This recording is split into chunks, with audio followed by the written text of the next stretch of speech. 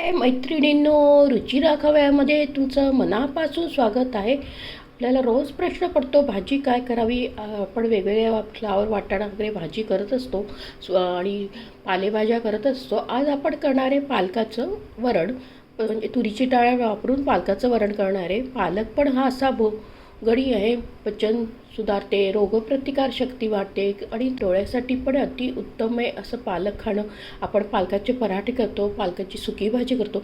आज आपण करणार आहे तुरीचे डाळ वापरून पालकाचं वरण. आता बघूया आपण त्याच्यासाठी लागणारे साहित्य.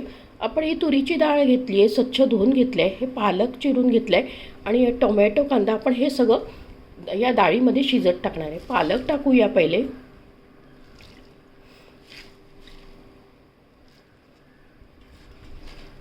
पालक भरपूर वापरा, म्हणजे चव एकदम छान लागते. आणि जर समजा डाळ कमी असेल आणि पालक असेल तर पालकाची चव येत नाही त्याच्यात, म्हणून पालक भरपूर वापरा तुम्ही. भातासोबत आणि चपातीसोबत पण छान लागते ही डाळ. आता पालक टाकला आहे, पण आता टोमॅटो टाकूया. टोमॅटो टाकल्यानंतर आपण कांदा टाकूया भरपूर. पालक टाका आणि कांदा टोमॅटो दोन टाकले, 2 कांदे. आता आपण कुकरमध्ये ठेवूया.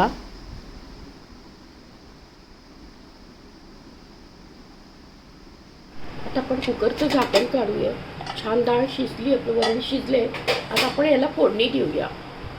आता आपण फोडणीसाठी बघा, जिरं मोहरी आहे, चिंच भिजवून ठेवली आहे आणि हिरवी मिरची, लाल मिरची, कढीपत्ता आणि लसूण घेतले, हे आपण फोडणीत वापरणार आहे. आणि शेंगदाणे हे भिजवले, भिजून ठेवले. आणि आता आपण हे डाळ आहे हे आता घोटून घेऊ आपण छानपैकी.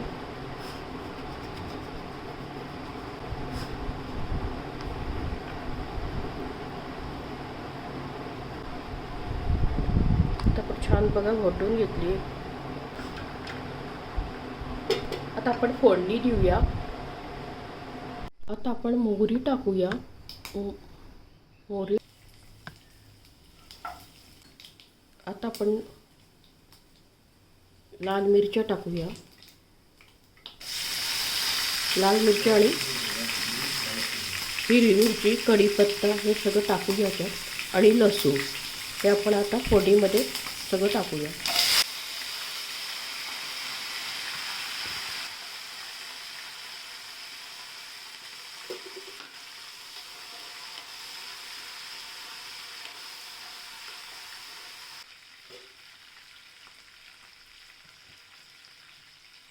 पण शेंगदाणे भिजून ठेवले ते टाकूया.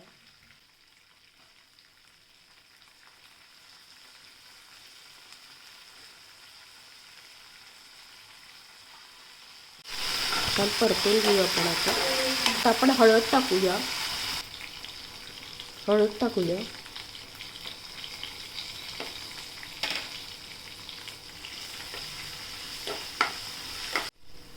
आता आपण चिंच भिजवून ठेवली होती ती टाकूया. आता आपण हे पाणी टाकूया याच्यात. वरण फोडणीमध्ये टाकूया.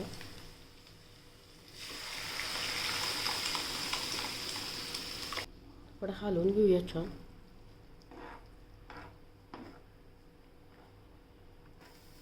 आता मीठ टाकूया आपण.